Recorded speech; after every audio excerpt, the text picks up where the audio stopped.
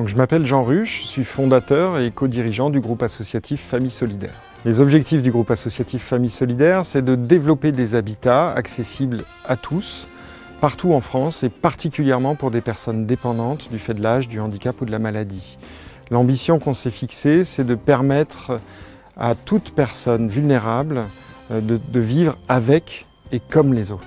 Les objectifs principaux, au-delà de la production d'habitat, c'est avant tout de créer des écosystèmes bienveillants pour des personnes qui ont des besoins un peu extraordinaires.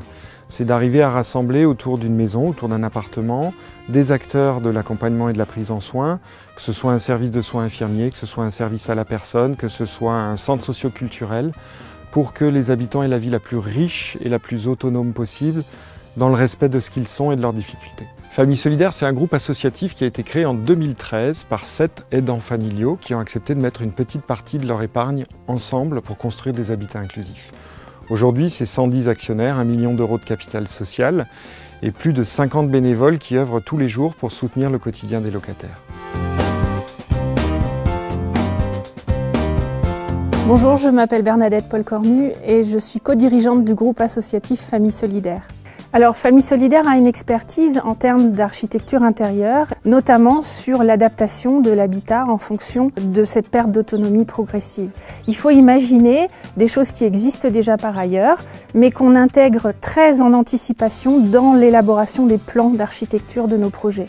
Les cuisines adaptées, tout le mobilier qui peut monter, descendre et s'adapter en fonction des personnes.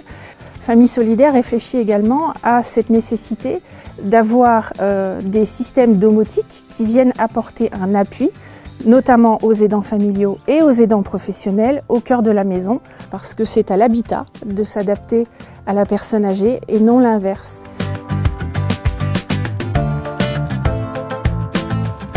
France Active, c'est avant tout des hommes et des femmes qu'on a côtoyés ces derniers temps et qui nous soutiennent par des encouragements, par des mises en relation, par simplement de l'optimisme et de la bienveillance. Depuis 10 ans, on travaille avec eux pour affiner notre stratégie, déterminer nos choix de gouvernance et construire les nouvelles formes juridiques qui permettent de réaliser le travail quotidien de Famille Solidaire.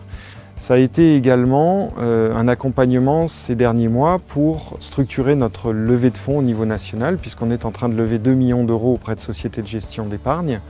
Et dans ce cadre-là, ça nous a permis d'être challengés, d'être interrogés en permanence sur nos positionnements. France Active, c'est un partenaire de choix. C'est un partenaire qui connaît très bien son territoire, qui sait faire des mises en relation à des moments où on n'y pense même pas, en fait. Ils ont une distance à nos projets qui leur permet de voir vers où nous orienter pour que ce projet prenne corps. Donc France Active, c'est un acteur du développement économique. Ça permet de créer des emplois sur les territoires, ça permet d'avoir une capillarité avec le territoire qui est importante, parce qu'aujourd'hui, on sait pertinemment que les projets de l'économie sociale et solidaire, ils s'appuient d'abord sur des gens, sur des initiatives, sur des villages, sur des territoires. Et France Active, c'est l'illustration parfaite d'un maillage territorial au service de la population et plus largement au service de projets dont la finalité n'est pas que le modèle économique.